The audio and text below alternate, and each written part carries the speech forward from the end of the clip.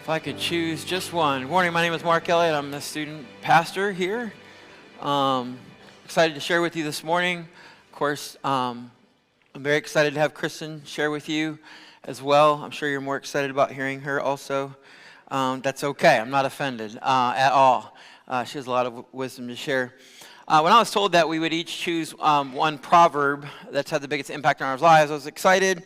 I started kind of reading through the Proverbs again and picking different ones. Let me say, you probably know this, but there are some really interesting Proverbs that are out there. There are also some that I decided weren't the best for a church sermon. For example, I'm curious how many have heard this one. Like one who grabs a stray dog by the ears is someone who rushes into a quarrel that's not their own. I mean, that's good advice. I've never actually grabbed a stray dog by the ears, but I know enough to believe Solomon when he says, like, hey, that's a bad idea, don't do it. Especially the stray dogs I've seen in Honduras. They are creepy. I'm just telling you right now. Now, some people, they might look at an argument and think, you know what this argument needs? Me. But like, Solomon's like, no, don't do that. It's not a good idea. So not maybe the inspirational proverb I was looking for. Then there's Proverbs 27:14.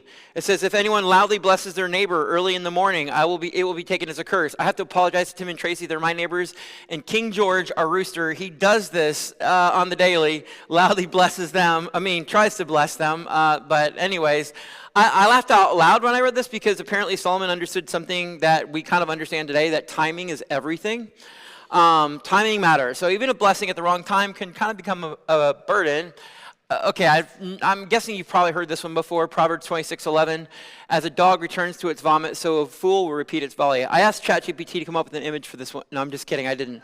That would be gross and not what we want to be thinking about when we head to Las Trancas in a little bit. How about this one? Proverbs 21:9. Better to live on the corner of the roof than to share a house with a quarrelsome wife. I don't know about you, but I'm not touching that one. I've been married long enough to know that some of these proverbs are better admired at a distance. But the point is that we'll continue to discover in the next couple of weeks that there are some really good things in the Proverbs, that Proverbs is incredibly practical. And it's written by someone who watched people and he noticed patterns and he paid attention to life. And Solomon, he saw that certain choices consistently led somewhere, that certain attitudes consistently produced certain outcomes. As Brett talked to us last week, one of the things that he said was very clear, that wisdom is learning to recognize the pattern that God has already built into life and having the humility to live according to them. That's why if I could only choose one proverb, it would be Proverbs 4:23, which says this: above all else, guard your heart, for everything you do flows from it. Father, I pray this morning that as we look at this proverb, Lord, that you would unpack it in our minds and hearts. Give us ears to hear. God, we thank you for the anthems that we sang this morning. God, that you've set us free. And Lord, if we don't feel that, if that doesn't bring a smile to our face, wake us up and help us to celebrate the goodness of who you are. It's in your name we pray. Amen. So Solomon, he's not necessarily a young man trying to figure out the basics of life. Solomon had spent decades watching people make choices and seeing the consequences of those choices unfold. Think about it for a minute. This man had watched an entire lifetime unfold. He's watched children become adults, servants become leaders, kingdoms rise and kingdoms fall. He's watched people make decisions that looked insignificant in the moment, but they became defining moments years later. He had personally experienced the blessing that came from following God's wisdom, but he'd also experienced the pain of his own failures when his heart was pulled away from complete devotion to God. And after all of that, after all those observations, he doesn't tell us to watch our careers. He doesn't say, protect your reputation. He says, above all else, guard your heart. And when Solomon says above all else, he's telling us that this isn't just another piece of advice, another piece of wisdom among many. This is the place where everything else begins. And that raises an important question. Why would Solomon choose the heart? Long before I would start eating a Da Vinci's German pizza with white sauce and sauerkraut topping, I've already made several decisions in my own heart. I've developed an appetite, and I've decided that I have 2 hours to kill waiting on lunch, am I right? And once that pizza is in front of me, the work has already happened. The pizza is just the evidence of all those thoughts and the culmination of those things. The pizza didn't just suddenly happen. It was conceived and planned and anticipated, eventually consumed after a very long wait for a table sometimes. But Solomon understood something that's easy for us to miss, that our lives are always revealing our hearts. And when the Bible talks about the heart, it's talking about much more than just the emotions. It's the place where our thoughts and our desire and our will and our commitments all come together. It's the source from which our words and our actions flow. And Jesus, he made the same point when he reminded that what comes out of our lives begins somewhere deeper within us. That's why it's possible to look right on the outside, while on the inside our hearts are drifting. We can know the right answers and attend church and serve faithfully and still slowly lose our affection for the one that we're trying to honor, because Jesus isn't simply after outward behavior. Because when God transforms the heart, he transforms the life. So maybe the question that we need to ask isn't just like, what am I doing? Or why do I keep doing this? Maybe the deeper question that we need to ask is, what's happening in my heart?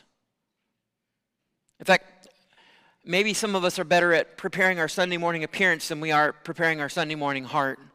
And this is why Solomon's words are so important, because when Solomon tells us this warning, he's telling us to guard our hearts, that we need to understand as well what he means by the word guard. That word guard. The Hebrew word that he uses, I went too far. I like sound effects, it helps. Let's see. That's Jesus. And then there's that. All right, we're on track, maybe. We'll go with that.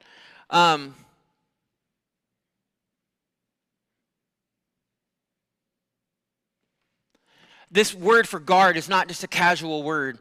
He's using this language of like a watchman or a soldier, right? Maybe not one that flies a helicopter, but a soldier that's standing guard over something that's important. A position that's there because whatever is inside those walls is extremely valuable. His job was to remain alert, to pay attention, to recognize that anything that was going to be a threat to what he was guarding, he needed to protect against. And one of the places that the Lord has been teaching me this isn't behind a desk, but it's out in my garden. Every spring I walk out there in full confidence. I'm like, this year I'm going to stay ahead of the weeds. Anyone else feeling that? Okay, a few of us. Andy, I've seen your garden. It's amazing. I don't think you have any weeds. They're out in your yard. I'm just kidding. So I have a plan. I have fertilizer. Sometimes I have mulch. But I have enough tools to convince myself, like, I know what I'm doing. And then life gets busy. Sermons to write, youth events, family things, meetings. And I tell myself this, I'll just get to the garden tomorrow. And then tomorrow becomes a few days later, and then next week, and then vine borer beetles are everywhere. And I walk out there, and it looks like the weeds have been holding revival services while I was gone, right? But here's the reality. They didn't show up overnight. They grew because I wasn't paying attention. And one afternoon while I was pulling weeds this week, the Lord quietly reminded me, he's like, Mark, your heart is like this garden. You see, pride doesn't usually just explode overnight, and neither does selfishness or discouragement, neither does anxiety. They grow quietly, often while we're distracted by other things. And that's why Solomon doesn't simply say, fix your heart. He says, guard it. He says, pay attention to it and tend to it and cultivate it.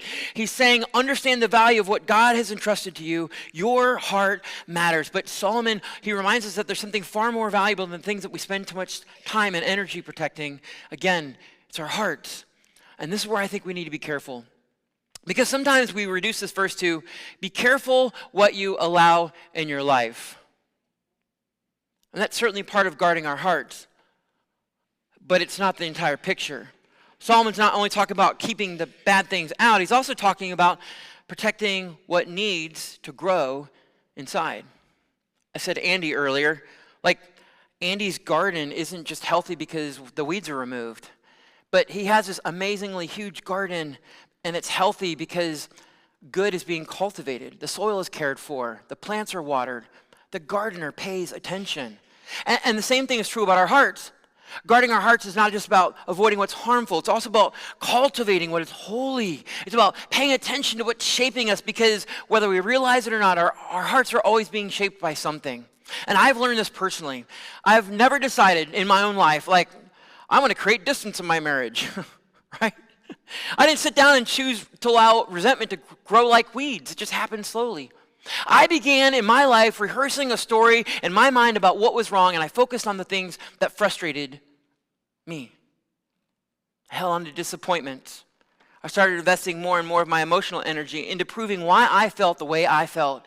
And the more I invested into that story, the more believable it became in my own heart. Listen to some song lyrics that I wrote reflecting back on that time. It says, I was a dad, a husband, a man in a calling, but in that moment I felt none of it because I was drowning. Just distance in my chest and a story in my head that she was the problem and that the house we built felt dead. So I wrote a letter, I wish I could take it back, full of accusations that don't hold weight or fact.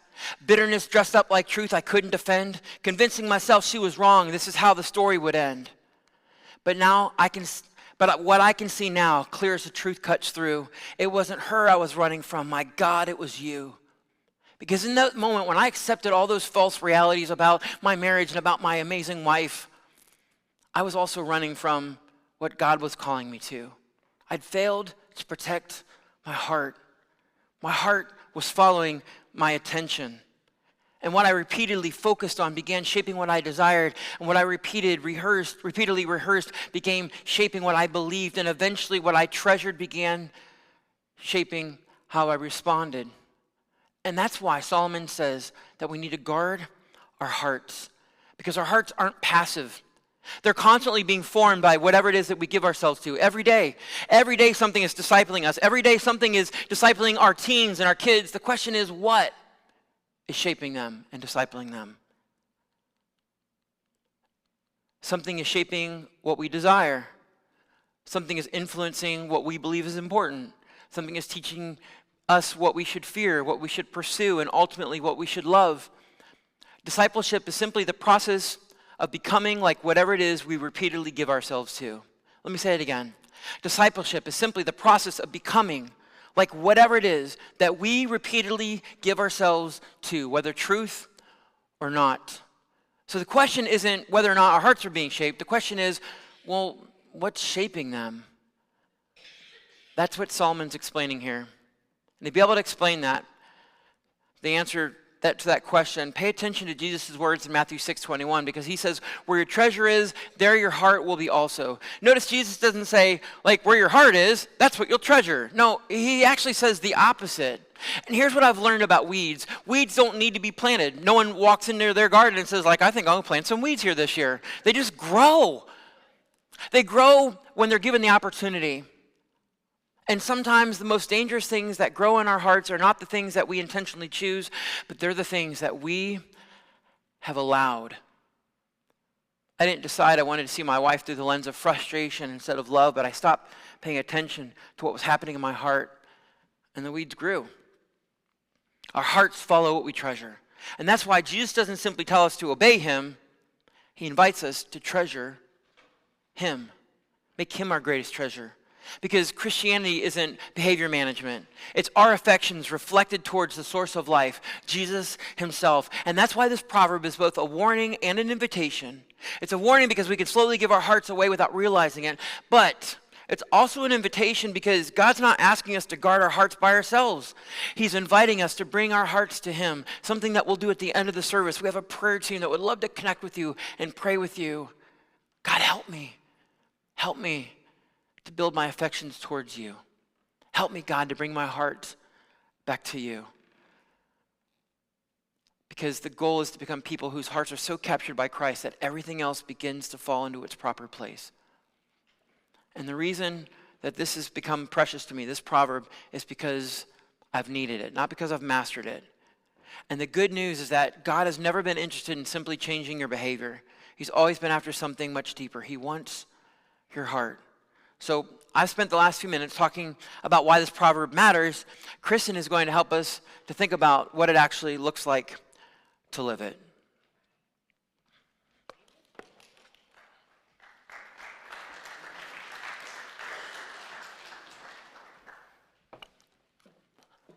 It's always hard to go after him.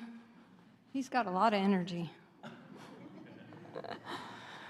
If I could only choose one, it was a difficult assignment that Tony gave me because so many of the Proverbs spoke to me at different seasons of life, giving me the wisdom that I needed for that specific moment.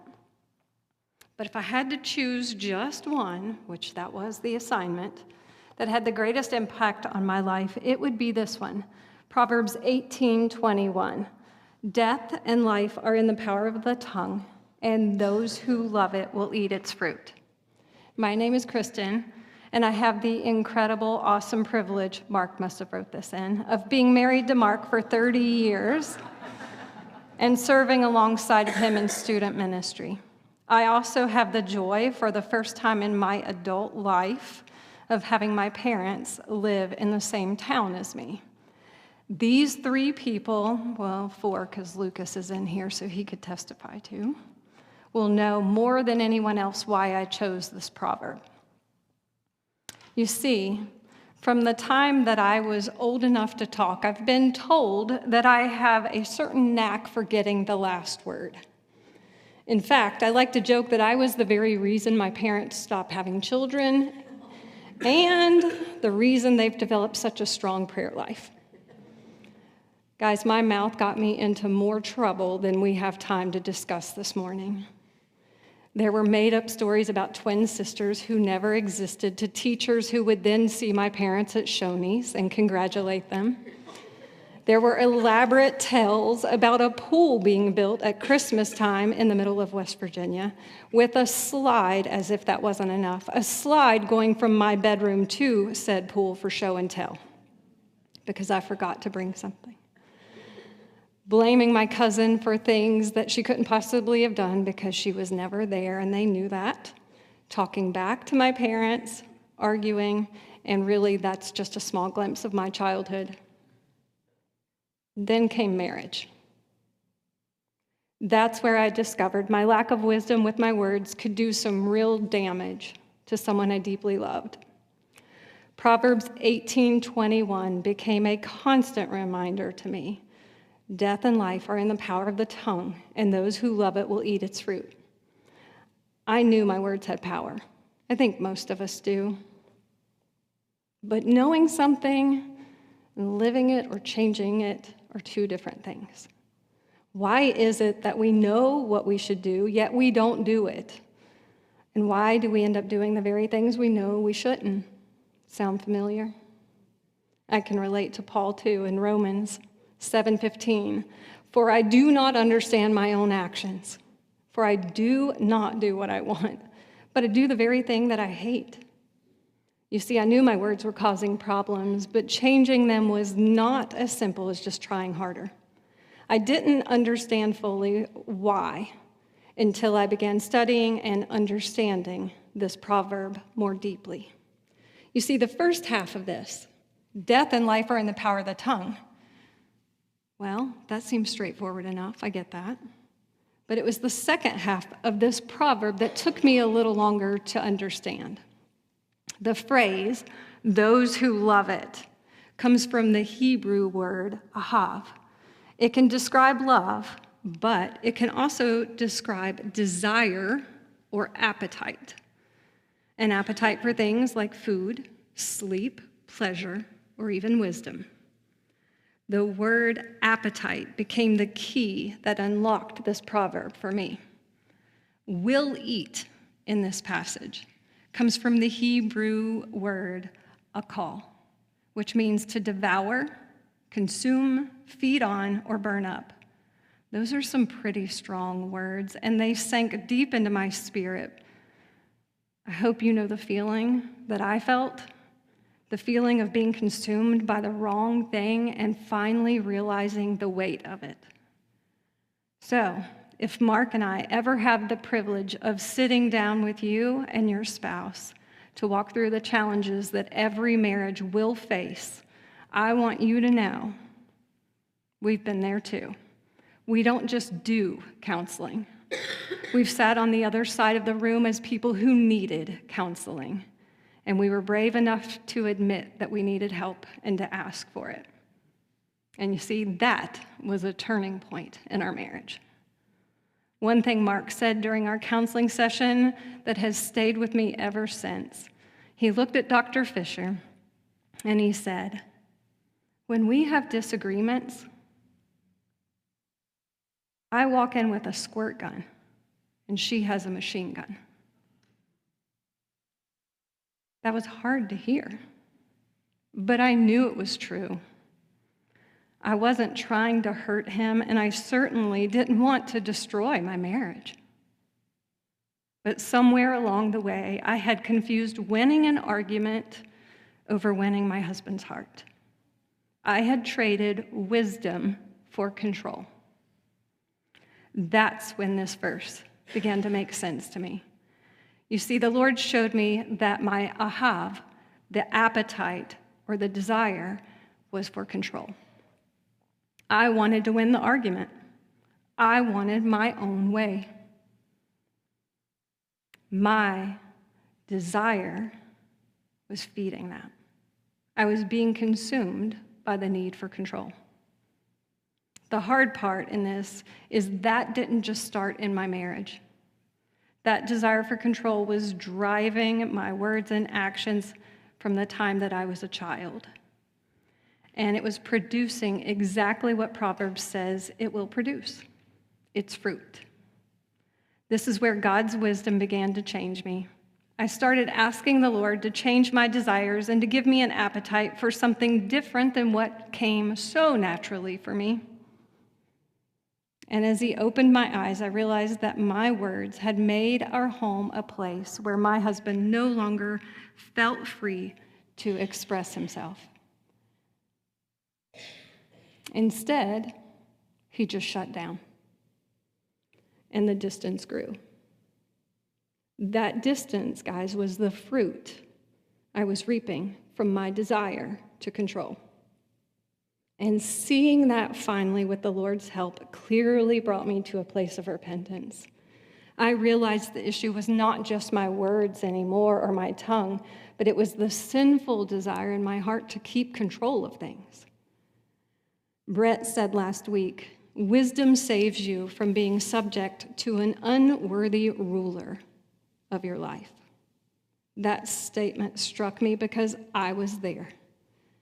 I had allowed my desire for control to become the ruler of my life instead of allowing God to rule my heart.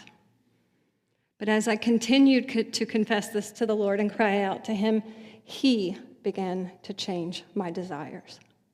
He gave me an appetite for wisdom instead of control. And with God's help and a lot of practice, my tongue was no longer something I simply had to try to bite before speaking. But instead, He began changing my heart so that I genuinely began having a desire to listen, to try to understand, and to grow. Looking back, I can honestly say I had no idea my words were having such an impact. But that's where God's wisdom breaks through our ignorance and opens our eyes. Again, Proverbs 18:21 says, the tongue has power of life and death. How we use our words matters. It matters to our spouse. It matters to our children. It matters to our parents, our co-workers, our neighbors, and this church family. According to this proverb, our words can bring death. The original meaning of that word, interestingly, is just what we think: death. There are no hidden meanings or softer alternatives. Our words can kill. Trust, intimacy, hope, encouragement, relationships, and even churches. But there is another choice. It's life. The original meaning of that word is rich and beautiful. It describes something living and flourishing, green, like healthy vegetation, hopefully like our gardens. Fresh and flowing like clean water, lively, active, and reviving. What a picture of the impact our words can have when our hearts are being shaped by God's wisdom and our mouths become a source of life. We can encourage instead of discourage. We can build up instead of tearing down. And we can refresh others instead of draining them. So much good can flow from our mouths when our desire is to walk in God's wisdom in every interaction he gives us. But our appetites or our desires are the key. So what do you do if you recognize yourself like I did in this proverb? What if we now realize our words are producing fruit that we never intended? The answer is not simply to bite our tongue harder. It won't work. It's to guard what is feeding our heart, as Mark talked us through. That's why Proverbs 4:23 says, above all else, guard your heart, for everything you do flows from it. You see, my problem was never my tongue. My tongue was revealing my heart. For years, I prayed, Lord, help me control my tongue. But my appetite was for control, and my words simply expressed what I loved most. Until God began changing my desire, I could modify my speech for a short time, and I do mean a short time. But eventually, my heart would speak again. Eventually, God began answering a different prayer. He began changing the heart that was producing the words. Guarding our heart means asking God to examine our desires. We might say, Lord, help us to see what we're feeding. What are we cultivating? Is our appetite for control or for being right, for approval or for comfort? Or God, do we desire your wisdom? Proverbs 18:21 reminds us that our tongue has the power of life and death, and Proverbs 4:23 tells us where that power begins. It begins in the heart. Because whatever fills our heart will eventually fill our words. As we've reflected on these two proverbs this morning, I hope you've noticed something. On the surface, they seem like they're talking about two different things. One is about the heart, the other about the tongue. But these two proverbs are really telling the same story. Solomon reminds us that everything flows from the heart. Then he reminds us that one of the first places that the heart reveals itself is through how we use our words. Or in other words, our mouths often tell the truth about our hearts long before we're willing to admit it ourselves. And that can be both convicting and incredibly hopeful. It's convicting because our words reveal what's happening in our hearts. But it's hopeful because the answer is never to just simply try harder. God doesn't ask us to manage our behavior while ignoring our heart. He invites us to bring our hearts before him so that he can transform it from the inside out. That's the deeper invitation of Proverbs. When God changes the heart, our words begin to change as well. And that's what happened for me.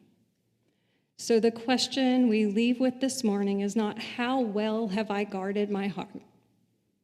Instead, it's, have I surrendered my heart to the one who can guard it? Have I invited him to transform what is inside so that what flows out, my words, my attitudes, and my actions reflect him? And if someone listened to my words this past week, not just on Sunday morning because that's easier, but at home, at work, in the car, when I'm tired, when I'm frustrated, when I'm hurt, what would they learn about the condition of my heart? Those are not questions to answer with guilt. They're just simply an invitation to honesty. Because our God's never been intimidated by the condition of our hearts. He already knows what is there. He can transform what we are willing to surrender. So as we close today, maybe that's the simplest prayer we can pray. Lord, show me my heart. Show me where my desires have drifted. Show me what I've been feeding on. And then by your grace, give me more and more of an appetite for you. Because when God changes the heart, our words begin to change, our relationships begin to change, and our homes begin to change. So may God give each of us in this room hearts that hunger for Christ above everything else. And may the fruit of those hearts bring his life to everyone around us. Let's pray. As you go to the Lord in prayer this morning, let me leave you again, just repeat that question. What does my heart reveal about my relationship with Christ?